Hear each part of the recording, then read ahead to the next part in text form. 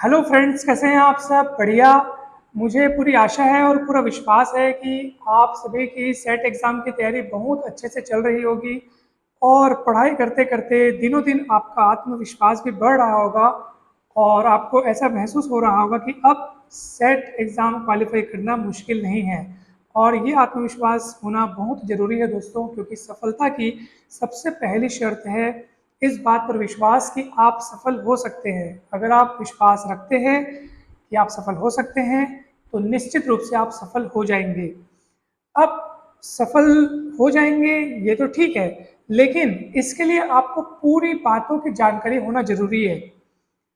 पिछले दिनों कुछ विद्यार्थियों ने मुझसे पूछा कि सर, इसमें कट ऑफ किस तरह से निर्धारित होता है? हमको कैसे पता चलेगा कि इतने लोगों को चुना जाना है, इतने लोग क्वालिफाई होंगे या इतने लोग डिसक्वालीफाई होंगे? ये सब किस तरह निर्धारित होता है? अगर ये हमारे माइंड में एक बार आ जाए तो हम उस हिसाब से अपनी मेहनत को और बढ़ाएंगे। तो दोस्तों, मैं आप सभी से कहना चाहता हूँ कि सबसे पहले तो आप अपने मन में, हालांकि आपको जानकारी होना जरूरी है कि कट ऑफ किस तरह निर्धारित होता है, लेकिन उसको आप सोचते हुए तैयारी न करें। अन्यथा क्या होगा, या तो आप एकदम कम हो जाएंगे या तो आप एकदम ज़्यादा हो जाएंगे। तो एकदम ज़्यादा होना तो अच्छी बात है, यानी कि अगर आप बहुत अच्छे से पढ़ रहे हैं लेकिन वो टेंशन और प्रेशर नेगेटिव ना हो। अर्थात हमको इतना भी अपने आप को प्रेशर या इतना भी अपने आप को टेंशन नहीं देना है कि हमारे वो स्वास्थ्य पर बनाए, लेकिन हमको इतना भी कम नहीं आंकना है या इतना भी कम नहीं सोचना है कि अरे कट ऑफ तो ऐसा होता है, हम आसानी से क्वालिफाई कर लेंगे। हमको मध्यम मार्ग रहना है और मध्यम मार्ग में ही चलना है। तो आप सबकी जानकारी के लिए बता दूं कि सेट में आप सभी को पता होगा दो पेपर होने वाले हैं। पहला पेपर सबके लिए कॉमन होगा, जनरल पेपर होगा जिसमें 100 नंबर रहेंगे, और दूसरा पेपर सब्जेक्टिव होगा, अर्थात जो जिस सब्जेक्ट वाला है वो उस सब्जेक्ट का पेपर दिलाएगा। जैसे गणित वाला गणित का पेपर दिलाएगा, केमिस्ट्री वाला केमिस्ट्री का पेपर दिलाएगा। और सब्जेक्टिव पेपर में आप सभी को पता होगा कि पूर्णांक 200 अंकों का है। तो दोनों पेपर मिला करके, अर्थात पहला और दूसरा पेपर मिला करके टोटल मार्क्स कितने हो गए? 300। 300 नंबर के हिसाब से मार्किंग होनी है, जिसमें आप सुनिए ध्यान से, जिसमें जनरल कैटेगरी वालों को न्यूनतम 40% अंक और जो आरक्षित वर्ग के लोग हैं उनको न्यूनतम 35% अंक प्राप्त करना अनिवार्य है। अब आप कहेंगे कि सर अच्छा, ये जो न्यूनतम अंक है 40-35, अगर हम इनके ऊपर अगर आते हैं तो क्या हम क्वालिफाई माने जाएंगे? तो उत्तर है जरूरी नहीं। अर्थात अगर आपके मार्क्स इन न्यूनतम से ऊपर आते हैं तो इसका अर्थ ये नहीं कि आप क्वालिफाई हो गए। देखिए, वास्तव में जो इन न्यूनतम मार्क्स से ऊपर हैं उनमें से, अब मान लो इनकी संख्या बहुत ज़्यादा हो गई, ठीक है, तो उनमें से जो मंडल है जिन्होंने जो परीक्षा आयोजित करवा रहे हैं, उन मंडल के द्वारा ये सूचना आपने देखी भी होगी। उसमें ये बताया गया है कि शीर्षस्थ, अर्थात जो टॉप मोस्ट है, जिनका सबसे ज़्यादा मार्क आया है, वहाँ से लेकर के शुरुआती 6% लोगों को बस क्वालिफाई माना जाएगा या क्वालिफाइड के तौर पे लिया जाएगा। शुरुआती 6% दोस्तों, यहाँ पर आपको विचार करने की जरूरत है।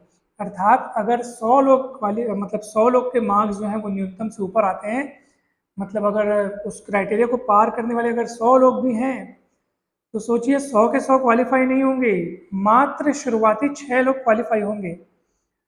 अब सोचिए 100 में अगर 6 हैं तो 1000 में होंगे मात्र 60, और 1000 में अगर 60 हैं तो 5000 में होंगे मात्र 300। अर्थात अगर हम किसी एक विषय की ही बात करें, चलिए उदाहरण के तौर पे हम गणित की ही बात करते हैं, तो गणित विषय से अगर मान लीजिए 5000 लोग दिला रहे हैं, 5000 लोग पेपर दिला रहे हैं, तो अब उसमें क्वालिफाई कितने होंगे, वो मतलब न्यूनतम क्राइटेरिया को पार कितने कर रहे हैं वो उस पर डिपेंड करते हैं। मान लिया कि न्यूनतम क्राइटेरिया को पार करने वाले अगर 5000 हैं, एक बात की बात, एग्जाम तो चलो जितने भी दिलाएंगे, न्यूनतम क्राइटेरिया को पार करने वाले अगर 5000 है तो उसमें से मात्र 300 लोग क्वालिफाई माने जाएंगे। अब आप खुद सोच लीजिए कि कंपटीशन कितना टफ है। अब ऐसे में आप सभी को अपनी मेहनत को दोगुना चौगुना करना ही पड़ेगा। आपको अतिरिक्त मेहनत करनी ही पड़ेगी, क्योंकि सेट एग्ज़ाम है। ऑब्वियस सी बात है कि सब लोग पोस्ट ग्रेजुएट हैं, अर्थात सब ने बीएससी एमएससी करके ये एग्ज़ाम दिला रहे हैं। तो ये कोई छोटा मोटा एग्ज़ाम तो है नहीं, इसमें सब वेल एजुकेटेड लोग एग्ज़ाम दिला रहे हैं, सब ने अच्छी मेहनत कर रखी है, अच्छी मेहनत कर रहे हैं। तो ये समझ लीजिए कि कंपटीशन बहुत टक्कर का होने वाला है। अब आप कहेंगे सर ऐसे में हमें क्या करना चाहिए? तो मैं आपको यही एकमात्र सलाह देना चाहता हूँ कि अपना एक-एक पल समर्पित कर दें पढ़ाई को, एक पल भी व्यर्थ मत गँवाएँ दूसरे कार्यों में। अभी कुछ दिनों के लिए, भाई कुछ दिनों की बात है, जुलाई में आपका एग्ज़ाम हो जाएगा, फिर आप फ्री हो जाएँगे। तो कुछ ही दिनों की बात है, इसलिए इन कुछ दिनों में आप अन्य कामों से जितना हो सके किनारा कर लें और केवल पढ़ाई पे ध्यान दें, क्योंकि एक बार आपका एग्ज़ाम निकल गया तो आपको इतनी खुशी होगी और आपको ये आत्मविश्वास, बहुत ही आपका ये आत्मविश्वास बढ़ जाएगा कि आप जिस उद्देश्य से एग्ज़ाम दिला रहे हैं, असिस्टेंट प्रोफेसर बनने के लिए आप ये एग्ज़ाम दिला रहे हैं, तो सोचिए अधिकतर, क्योंकि मैं अपना अनुभव बता रहा हूँ कि सेट एग्ज़ाम निकलने के बाद जो एपी का जो एग्ज़ाम होता है उसके लिए मेरा आत्मविश्वास बहुत बढ़ गया। आपको ये लगेगा कि अच्छा मैं ये एग्ज़ाम क्वालिफ़ाई कर सकता हूँ तो फिर वो क्यों नहीं कर सकता? उसमें भी ऐसे ही 2 पेपर होते हैं। तो आप सोचिए बहुत फ़ायदा होगा आपको, आपका एक अलग ही उत्साह और अलग ही आत्मविश्वास होगा और वो हासिल करने के लिए आपको अभी बहुत मेहनत करनी पड़ेगी। जिन विद्यार्थियों के संपर्क में मैं हूँ, अर्थात जितने लोग मुझसे जुड़े हुए हैं, उतने लोगों में मैं सही बता रहा हूँ, मैंने सभी को, सब विद्यार्थी तो एक जैसे होते ही नहीं हैं। सब विद्यार्थी क्या, मतलब आप अपने लाइफ में जितने भी व्यक्तियों को देखोगे वो सब एक जैसे नहीं होते हैं, सबका नेचर अलग-अलग होता है।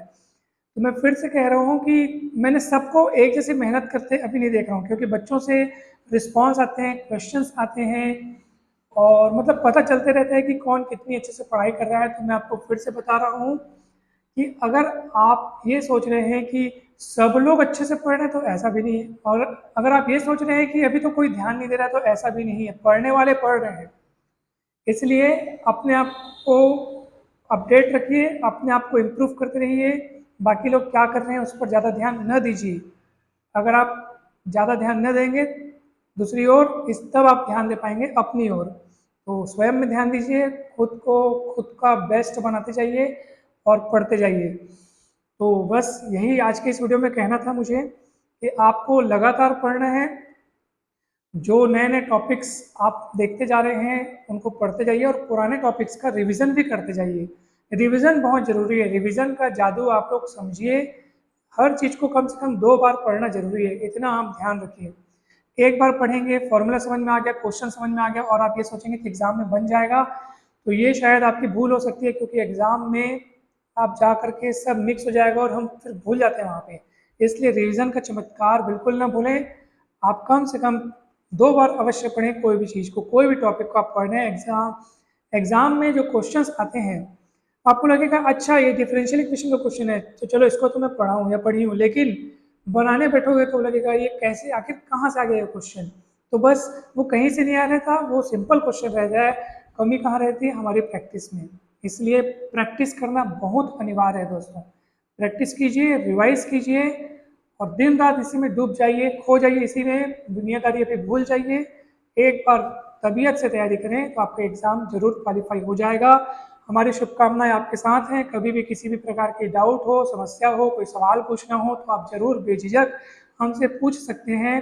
डिस्क्रिप्शन बॉक्स में आपको हमारा नंबर मिल जाएगा। चाहें तो आप हमारे व्हाट्सएप ग्रुप से भी जुड़ सकते हैं। व्हाट्सएप ग्रुप से जुड़ने के लिए आप हमारे नंबर पर आप मैसेज कर सकते हैं, तो हम आपको ग्रुप में जोड़ देंगे। ग्रुप में जो भी लेटेस्ट वीडियोज़ या कंटेंट होता है, जो भी वो हम शेयर करते हैं। तो इस तरह से आप अपनी तैयारी को ज़ोरों शोरों से आगे बढ़ा सकते हैं। आप सभी को बहुत-बहुत धन्यवाद। आप सभी मस्त रहें, स्वस्थ रहें, खुश रहें, प्रसन्न रहें, खूब पढ़ें और खूब सफल हों। Thank you so much.